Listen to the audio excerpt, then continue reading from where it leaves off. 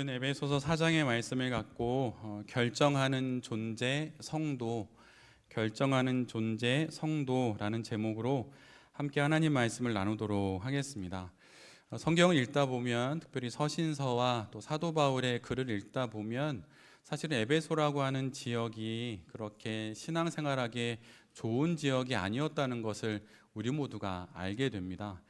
아뎀이라고 하는 신전을 비롯한 여러 이방신들이 아주 많았던 그런 곳입니다. 그런데 그곳에 세워진 교회인이 바른 신앙과 또 바른 신학을 중점적으로 가르쳐야 할 것입니다. 그런데 사도 바울이 에베소의 교회에 쓴 그 편지인 에베소서를 보면 그 신학과 신앙에 관련된 내용이 앞에 나오고, 나머지 절반의 뒷부분은 그 신학과 신앙을 기본으로 하여서 그 사람이 구체적으로 이 땅의 삶을 어떻게 살아가야 하는지, 신앙으로부터 비롯된 삶의 교훈, 삶의 방법들, 그런 거에 대한 이야기가 나머지 절반을 차지합니다.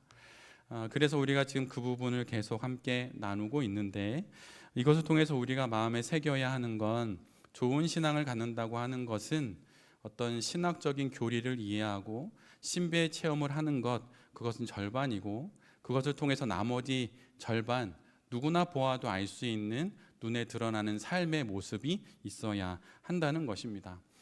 그러면서 사도 바울은 그 내용으로 구체적으로 마음에 대한 이야기를 계속 이어나가면서 분노에 대해서, 또 거룩한 탐심에 대해서 이야기하고, 두려움과 또 지난주에는 걱정에 대한 이야기를 함께 우리 모두가 나눌 수 있도록 전해 주었습니다. 두려움은 어떻게 해야 되는 것입니까? 우리 복영자매님께서 기도해 주신 것처럼 두려움은 우리가 맞서는 것입니다. 두려움은 싸워야 하는 것이에요.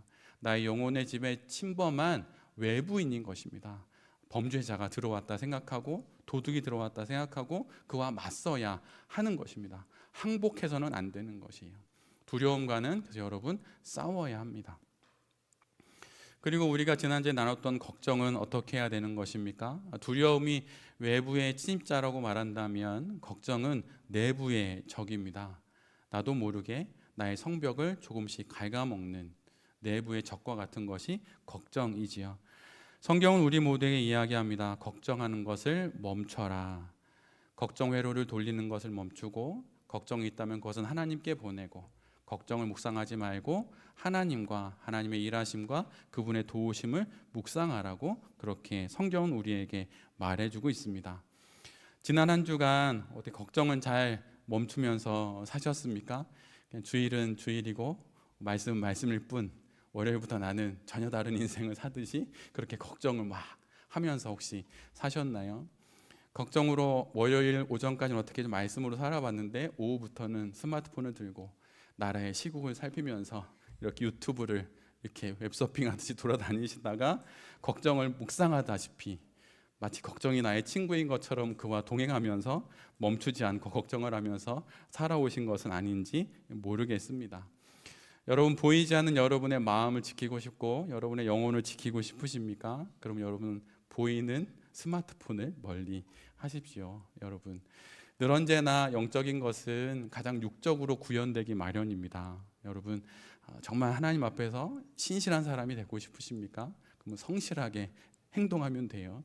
그것처럼 여러분 정말 걱정을 다스리기를 원하시면, 그럼 눈에 보이는 스마트폰을 멀리 하십시오. 또 그걸 어떻게 다루어야 하는지는 지난주에 잘 나누었으니 그 내용을 잘 참고하시면 좋겠습니다.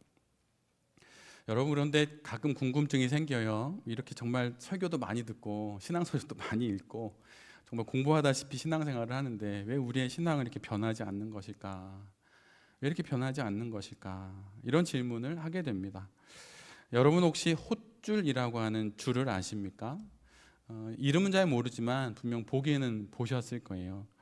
홑줄은 커다란 배가 항구에 정박하거나 또는 어느 한 곳에 머물러 있을 때 그 배를 육지에 묶어두는 굵은 줄을 뜻합니다. 그 홑줄이에요. 그래서 배가 클수록, 배가 그 크기가 크면 클수록 홑줄은 당연히 굵겠지요. 심지어 성인 어른, 아주 그냥 건장한 어른의 허벅지 정도 굵기의 줄이 있을 정도입니다. 그래서 그걸 사람이 헛줄을 이렇게 당길 수가 없기 때문에 기계를 통하여서 헛줄을 이렇게 잘 당기고 묶어놓고 이렇게 하는 것이죠. 그런데 항구에서 이제 배가 잘 쉬고 떠날 때가 되면 바다에 드리웠던 닻을 올리고 엔진을 켭니다. 그러나 닻을 올리고 엔진을 켰다고 배가 출발할 수 있는 것은 아니에요. 육지에 묶어두었던 헛줄을 풀어야만, 그래야만 저 넓은 바다를 향해 나아갈 수 있는 것입니다. 우리의 신앙 인생이 자꾸 제자리 걸음이 되는 것은 우리를 묶고 있는 영혼의 헛줄을 풀지 않기 때문이에요. 은혜라고 하는 영혼의 엔진이 부족하기 때문도 아니고 성령 하나님의 강력한 임재가 없기 때문도 아닙니다. 모든 성경은 하나님의 감동으로 된 것으로 교훈과 책망과 바르게 함과 의로 교육하기에 유익하다고 말씀하신 디모데후서 3장 16절의 그 말씀처럼 이미 우리는 성령 하나님의 충분하고도 넉넉한 임재를 날마다 경험합니다. 유진 피터스는 메시지에서 이 부분을 이렇게 번역해 두었어요. 성경의 모든 곳에서는 하나님의 숨결이 깃들어 있어서 모든 면에 있어서 우리 모두에게 아주 유익합니다. 이미 우리에게 유익한 하나님의 숨결, 그분의 도우심, 그분의 임재는 우리에게 충분합니다. 그런데 우리가 걱정의 헛줄을 풀지 않고 두려움의 헛줄을 풀지 않고 또 오늘 우리가 함께 나누게 될 그 결정의 헛줄을 풀지 않기 때문에 앞으로 나아가지 못하는 것이에요. 아무리 은혜를 많이 받아도 영혼의 헛줄을 풀어야만 비로소 은혜의 항해를 할 수 있는 것입니다. 그러니 여러분, 이후로 나누게 될 또 지금까지 나눴던 그 모든 영혼의 정서에 대한 이야기들을 아무리 듣는다 하더라도 그것을 실제로 실행할 때만이 우리가 더욱더 아름다운 인생을 살아갈 수 있게 되는 것입니다. 여러분, 영혼의 헛줄을 꼭 풀으십시오. 아멘. 아멘. 두려움, 걱정, 탐심, 분노 다 풀으십시오. 오늘은 결정에 대한 이야기를 함께 나누려고 합니다. 여러분, 결정을 잘 하십니까? 아니면 결정을 별로 잘 안 하시고 하나님의 부르심에 따라 그때까지 기다리십니까? 그런데 성경을 전체적으로 읽어보면 성경은 늘 우리에게 결정하라고 말합니다. 결정해라. 너의 결정을 나에게 말해다오. 이것이 하나님께서 우리 모두에게 말씀하시는 거예요. 왜 우리는, 특별히 왜 성도는 결정해야 하는 것입니까? 그리고 왜 스스로 결정해야 하는 것일까요? 그 첫 번째 이유는 성도가 살아가는 신앙 인생 자체가 이미 도착한 결과에 있지 않고 지나가야 하는 그 과정 위에 놓여 있기 때문입니다. 우리가 사는 인생이 도착지에 도착해서 정지해 있는 것이 아니라 앞으로 나아가고 있기 때문에 우리는 날마다 결정해야 하는 것이에요. 이제는 고인이 된 이어령 교수가 마지막으로 작업한 책으로 알려져 있는 이어령의 말이라고 하는 제목의 책이 있습니다. 이 책에 이런 문장이 나와요. 사람을 두고 한 이야기인데, 인간은 완성체가 아니라 죽을 때까지 되어가는 과정의 존재입니다. 그래서 되어가는 존재, becoming, 되어가는 존재, 그것이 바로 인간이라고 이어령 교수는 말을 했어요. 성도란 지금 여기에 있으면서 동시에 앞으로 나아가며 되어가는 존재입니다. 즉 과정의 존재라고 하는 것이에요. 성도는 예수님을 그리스도로 고백함으로 구원의 존재가 이미 되었습니다. 그러나 구원 이후에 과정의 존재로서 이 땅의 삶을 신앙으로 영원까지 계속 살아가고 있는 중인 사람들인 것이에요. 성도는 영원을 향해 나아가고 있기에 그 길에서 늘 언제나, 그 길에서 언제나 선택의 기로에 서게 되고 그 선택에서 한 길을 반드시 결정해야 하는 것입니다. 그래서 오늘 설교의 제목처럼 성도 그는 누구인가 결정하는 사람들이에요. 신앙의 인생에서 우리가 원하는 모든 것들은 결정이라는 과정을 통해서만 도달할 수 있습니다. 결정의 과정을 지나 결과에 이르는 것이에요. 결정의 과정을 지나지 않고 결과에 도달할 수는 없는 것입니다. 모든 인간은 예수님을 나의 그리스도요, 나의 주인으로 선택할지 거부할지 결정해야 하는 것처럼 말이죠. 우리 모두의 신앙 인생은 스스로 믿기로 결정한 순간 시작되었습니다. 이미 우리는 결정해 본 경험이 있는 것이에요. 그리고 성경을 읽어보면 온통 선택의 기로에서 결정을 내린 사람들의 이야기로 가득합니다. 믿음의 조상 아브라함의 삶은 결정하는 신앙 인생의 전형적인 모습입니다. 그는 하나님의 말씀을 받게 됩니다. 그러나 그것을 거부하고 고향에 머무를 수도 있고 아니면 그 말씀을 받아들여 떠날 수도 있습니다. 이 두 길 중에 하나를 그는 결정해야 했어요. 그리고 그는 그 결정으로 완전히 다른 인생을 살아가게 됩니다. 신약으로 오게 되면 더 구체적으로 예수님은 수많은 사람들을 결정으로 부르십니다. 제자들을 부르십니다. 세관에 앉아있는 세리 마태를 부르십니다. 평안한 그 세무공무원의 인생을 계속 살 것인지 아니면 예수님을 따라와서 불확실한 인생 속에 제자의 삶을 살 것인지 그 선택을 건네주고 결정하라고 마태에게 요구하셨어요. 그리고 그 결정으로 마태의 인생은 완전히 달라집니다. 예수님은 이처럼 모든 사람들을 결정의 자리로 불렀습니다. 길을 정해놓고 이 길을 가야 해, 이게 아닙니다. 이 길도 있고 이 길도 있다. 결정하거라. 그렇게 예수님은 모든 사람들을 불렀던 것이에요. 공생애를 시작하신 예수님의 공생애의 첫 일성이 무엇입니까? 때가 찼다. 하나님의 나라가 가까이 왔으니 회개하고 복음을 믿어라. 예수님은 모든 이들에게 지금이 어느 때이고 어떤 상황인지를 말씀하시고 모든 이들을 결정 앞으로 부르십니다. 회개하고 복음을 믿고 예수님을 따를 건지 아니면 회개하지 않고 복음을 거부하며 지금의 삶을 지속할 건지 결정하라고 예수님은 부르셨다고 하는 것이에요. 이 땅에 있는 그 어떤 이도 결정하는 일과 관련이 없는 사람은 아무도 없습니다. 아무리 그가 어리다 하더라도 아무리 그가 나이가 많다 하더라도 사람에 상관없이 인생의 때와 시기에 상관없이 모든 이들은 결정과 관련되어 있고 그는 오직 결정을 할 때만이 그의 인생을 살아갈 수 있는 것이에요. 삶은 원래 그런 것입니다. 결정하지 않으면 여러분 인생은 없는 것이에요. 감옥에 갇혀 있는 사람, 구치소에 갇혀 있는 사람에겐 결정권이 없습니다.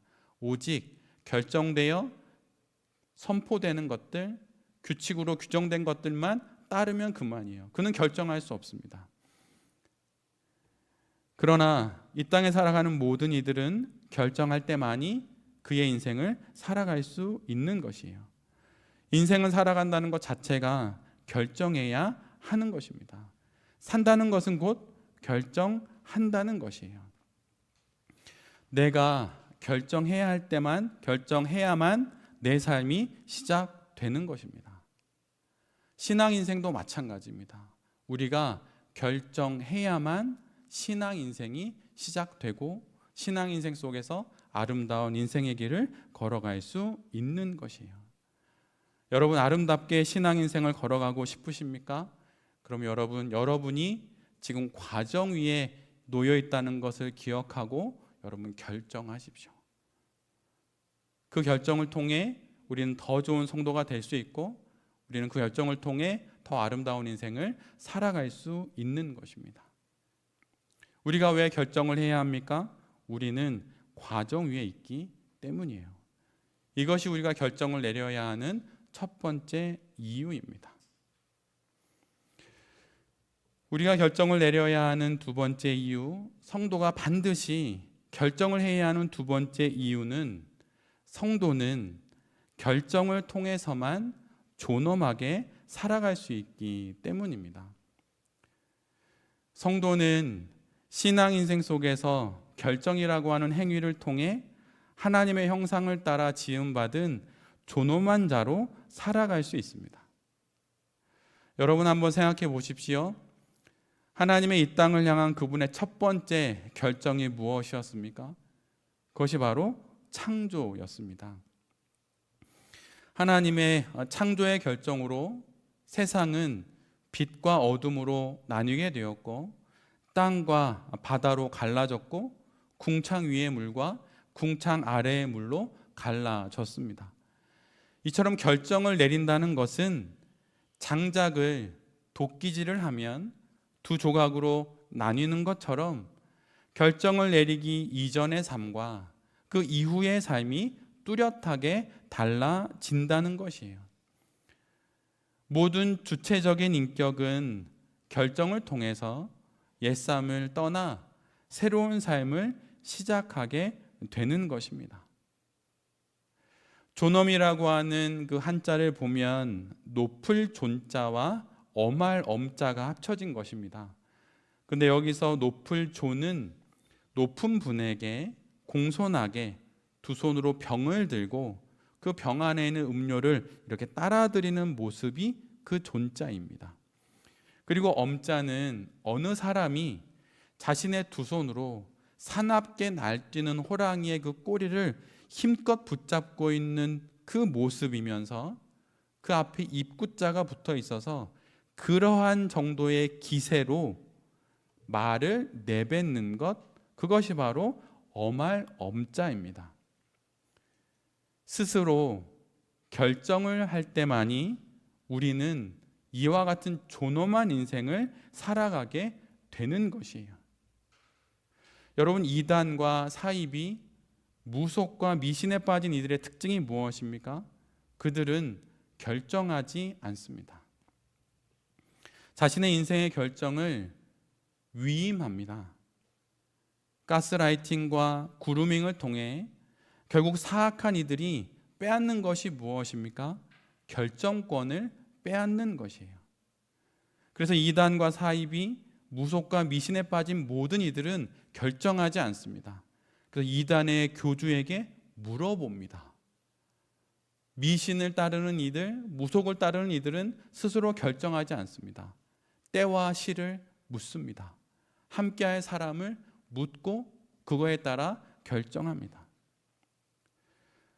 우리가 인생을 살아가며 내려야 할 결정을 타인에게 위임하는 사람들이 바로 이러한 인생을 살아가는 것이죠. 여러분이 내려야 하는 인생의 결정을 그 누구에게도 위임하지 마십시오. 그것은 정말 어리석은 일입니다. 선택은 남이 하고 그 선택의 책임은 내가 지는 것이기 때문이에요. 나보다 내 삶을 더 귀하게 여기는 사람은 이 세상에 없습니다.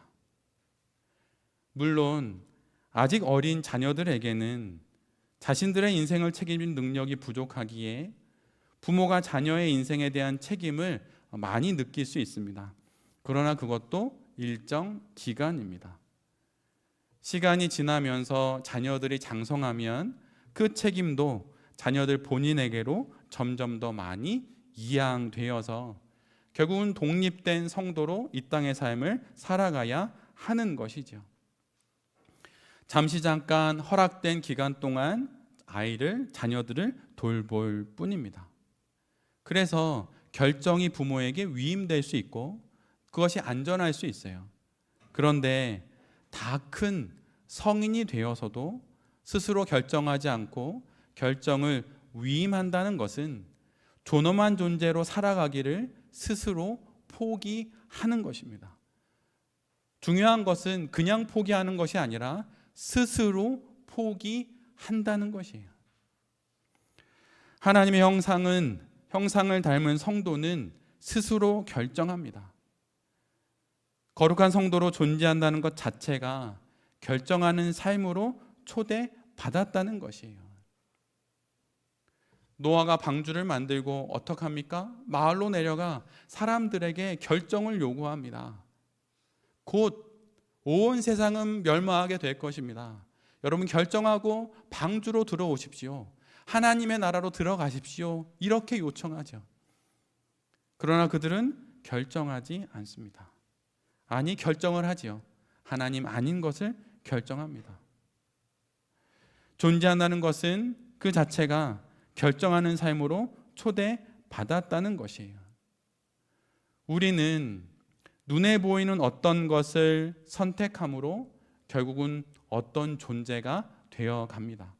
무엇을 선택함으로 결국 누군가가 되는 것이에요. 이 결정의 과정을 통해 그는 존엄한 존재가 되는 것입니다. 결정을 통해 결국 우리는 우리의 모습을 조금씩 결정짓게 되는 것이에요. 즉 우리는 결정을 통해 우리를 만들어 간다는 것입니다. 그런데 결정을 하지 않아요. 그러면 어떻게 됩니까? 내가 없는 것이에요. 여러분, 다 큰 성인들과 이야기 나누다가 깜짝 놀랄 때가 있어요. 얘기를 나누는데 본인 얘기가 없습니다. 본인의 얘기가 없어요. 다 다른 얘기, 딴 사람에 관한 이야기, 내가 봤던 책 얘기, 자기 얘기가 없습니다. 지난 주 중에 잠시 집에 돌아가는 길에 하루 종일 앉아있는 시간이 너무 길어서 잠깐 산책을 했습니다, 혼자.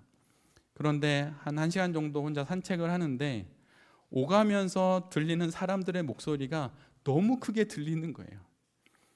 근데 그 이야기가 모두 다 뭔지 아십니까?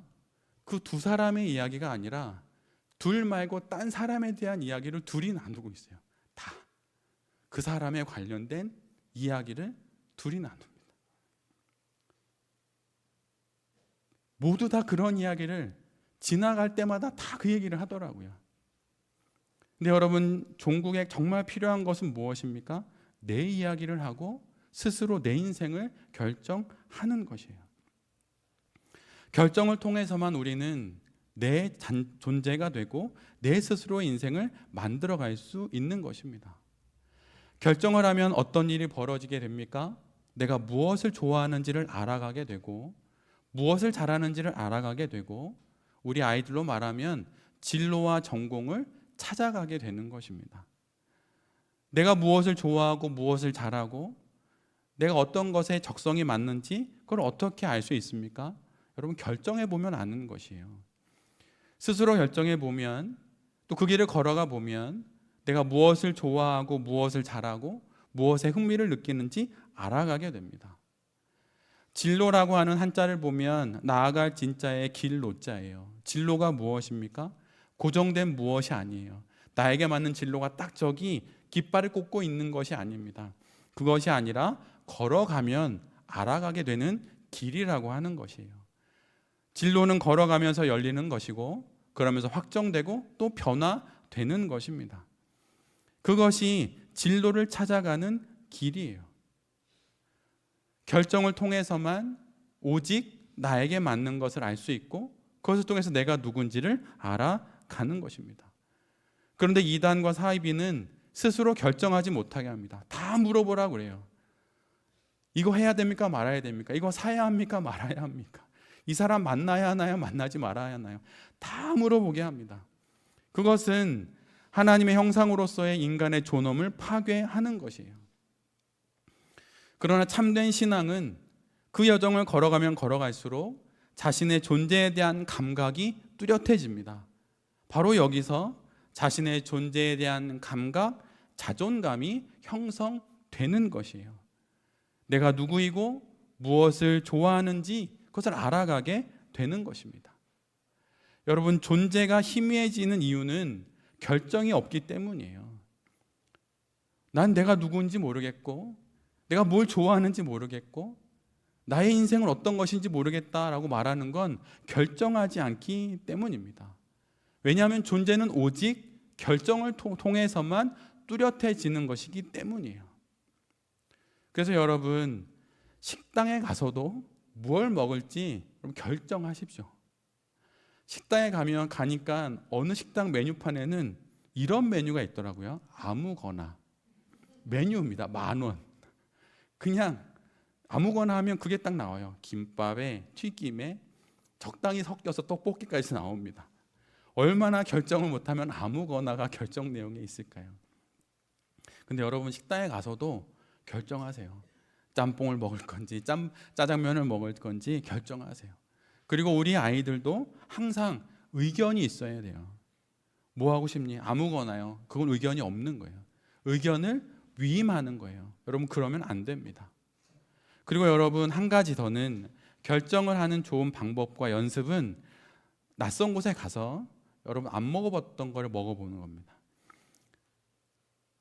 낯선 곳에 가서 안 먹어본 거 먹어보고 새로운 옷 입어보고 새로운 곳에 가보고 새로운 결정을 해보는 거예요. 그런 결정을 통해서 결정의 문턱을 낮추고 자신 안에 숨어있던 정서를 찾고 삶의 지경이 그러면서 넓어지는 것입니다. 파마도 해보고 막 이런 거죠.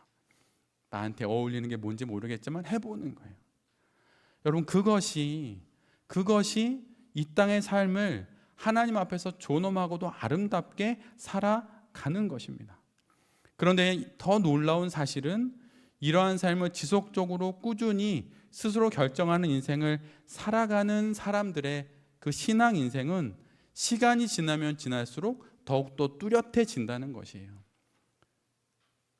왜냐하면 결정이 뚜렷하다는 것은 가야 할 길이 명확하다는 것이고 이미 가지 않을 길은 결정되었다는 것입니다.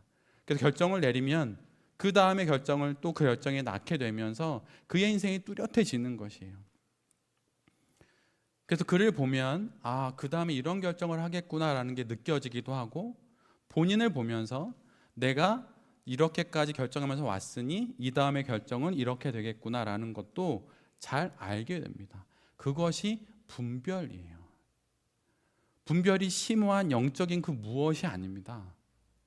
내가 걸어왔던 길, 나의 결정들, 뚜렷해진 나의 존재를 통해서 다음의 결정이 점점점 뚜렷해져서 그거를 선택하는 것이에요.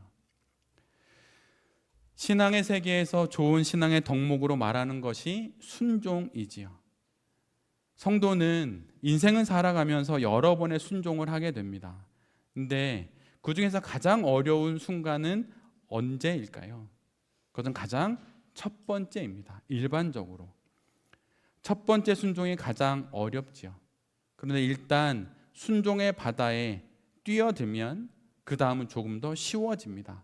마치 수영을 할 때 몸이 물에 뜨면 그 다음부터 비로소 수영이 시작되듯이 첫 번째 순종이 제일 어렵고 몸에 힘을 빼면서 그럼 물에 뜹니다. 이렇게 강사가 말하는데 뜨고 싶으니 힘을 주니 가라앉아요.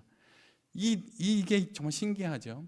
근데 하나님께 그 순종을 첫 번째 순종을 하면 그 다음 순종은 좀 더 쉬워집니다.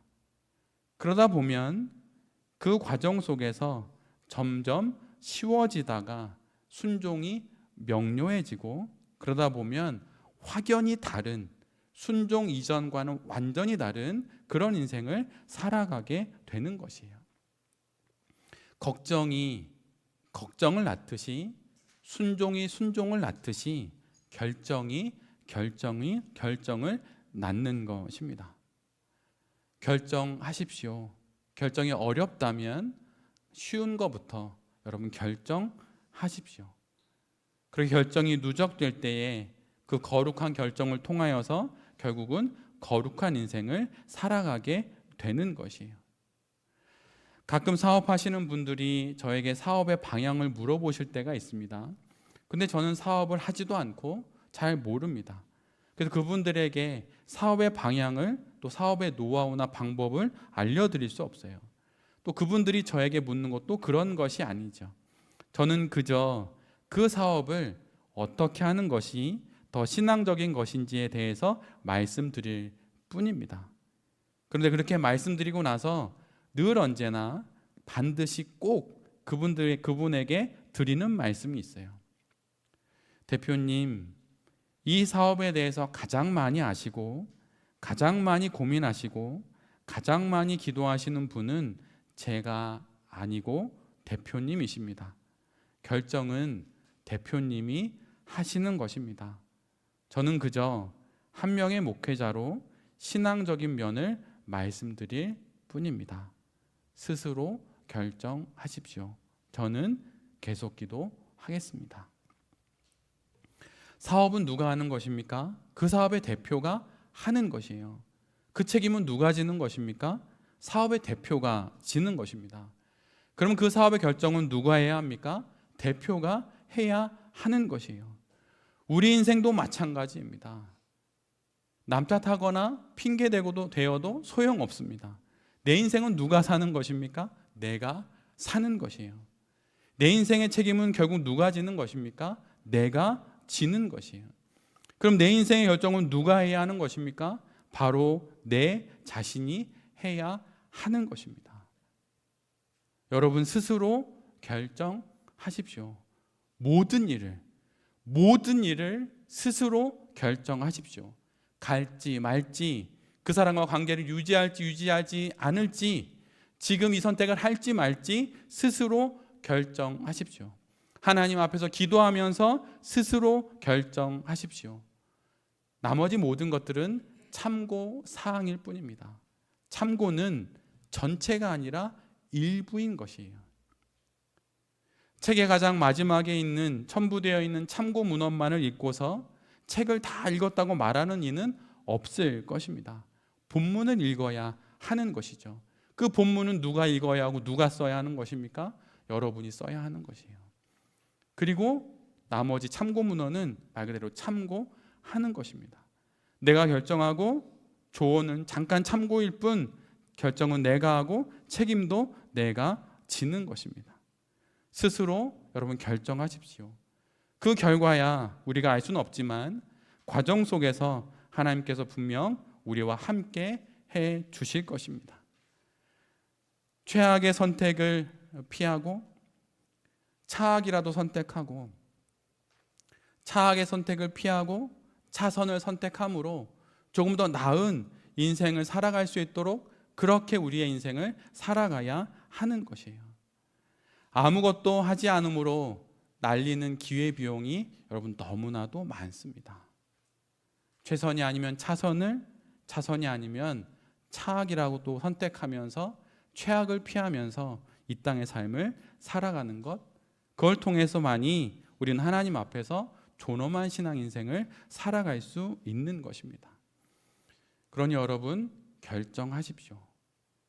뭐든지 하나부터 열까지 다 여러분이 결정하십시오. 그 삶으로만이 우리 이 땅의 삶을 존엄하게 살아갈 수 있어요. 마지막으로 우리가 결정을 내려야 하는 이유는 하나님이 창조하신 모든 인간의 본성에 결정할 수 있는 본성을 심어주셨기 때문입니다. 하나님은 창조 때부터 결정이라고 하는 본성을 사람들에게 심어주셨어요. 하나님께서 에덴 동산에서 아담과 하와에게 처음으로 명하신 것은 선악과를 먹지 말라는 것입니다. 이 말이 무슨 뜻입니까? 하나님의 이 명령과 부탁은 무엇을 전제로 하는 것입니까? 바로 아담과 하와의 영혼에 스스로 결정할 수 있는 본성이 있음을 전제로 하는 것이에요. 그래서 여러분 신앙의 세계에서 결정에 관한 이야기는 신앙의 부수적인 주제가 아니라 핵심 주제입니다. 태초 때부터 에덴 동산 때부터 가장 중요한 주제인 것이에요. 그런데 여러분 사탄이 하는 일이 무엇입니까? 우리로 하여금 잘못된 결정을 하게 하는 것이고 결정을 내리지 않고 미루게 하는 것입니다. 그리고 마침내 우리의 결정을 사탄에게 위임하도록 하는 것이에요. 우리 안에 결정의 본성을 주체적으로 이 땅의 삶을 살아가면서 하나님과 관계하며 살아갈 수 있도록 바로 그 결정의 본성의 씨앗을 우리에게 심겨주었다는 것을 여러분 잊지 마십시오.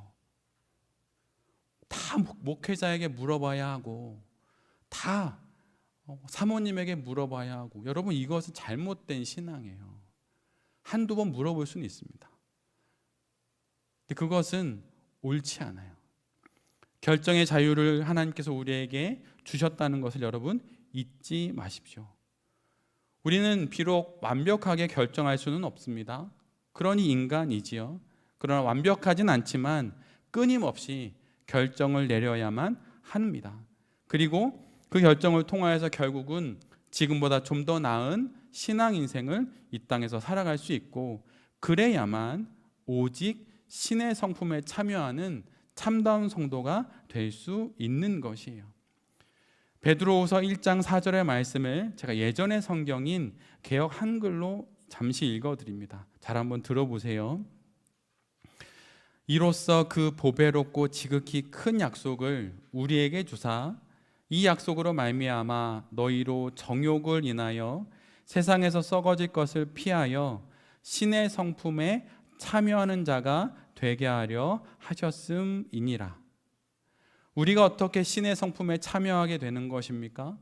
그것은 이 땅에 썩어져 갈 것을 피하고 거룩한 것을 선택하고 결정함으로 신의 성품에 참여하게 되는 것입니다. 여러분, 가만히 앉아서 거룩해지는 것은 없습니다. 결정을 위임하고 결코 신의 성품, 하나님의 본성에 참여할 수 없습니다. 스스로 결정해야만 하는 것이에요. 그 결정을 통해서 우리는 하나님의 역사에 참여할 수 있고, 하나님의 역사에 참여하면서 개인의 역사를 써내려가게 되는 것입니다. 만약 스스로의 결정이 없다면 성장과 성숙은 없는 것이고, 거룩한 변화인 성도도 없는 것입니다. 믿음의 사람인 토마스 아퀴나스는 이런 이야기를 했어요. 스스로 결정하지 않는 인생을 두고 그는 이렇게 말했습니다. 스스로의 가치를 떨어뜨리는 것이다. 그는 믿음의 사람이었습니다. 결정하지 않고 아무것도 하지 않는 그 인생은 거룩하게 살아가야 할 그의 인생의 가치를 유지하는 것이 아니라, 결정하지 않음으로 그냥 현상 유지하는 것이 아니라 오히려 떨어뜨리는 것이라고 그는 말했습니다. 그리고 많은 믿음의 사람들, 그들도 역시 이와 똑같이 이야기했어요. 요한 바프티스트 메츠라고 하는 신학자가 있습니다. 그는 이렇게 말해요. 사람은 계속해서 결정을 미룬 채 삶을 꾸려나갈 수는 없습니다. 스스로 결정하는 사람이 있는가 하면 다른 사람의 결정에 의존하는 사람도 있는데, 바로 이 후자의 경우에 그 사람은 자신의 가치를 버리는 사람인 것입니다.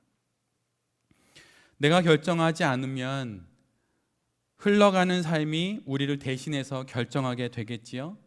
이것을 통하여서 우리는 결코 존엄한 인생으로 살아갈 수 없고, 그 인생 속에서 결코 하나님의 형상을 닮은 아름다운 인생이 될 수 없는 것입니다. 그래서 오직 나만이 살 수 있고 나만이 살아야 하는 나다운 인생을 살기 위해선 내 스스로 결정해야 한다는 것이에요. 여러분, 더 이상 여러분의 선택을 누군가에게 위임하지 마십시오. 하나님 앞에서 주어진 모든 정보와 모든 노력을 기울여서 사태와 상황을 정리하고 그리고 결정하십시오. 그리고 그 결정에 대한 책임을 온전히 지십시오.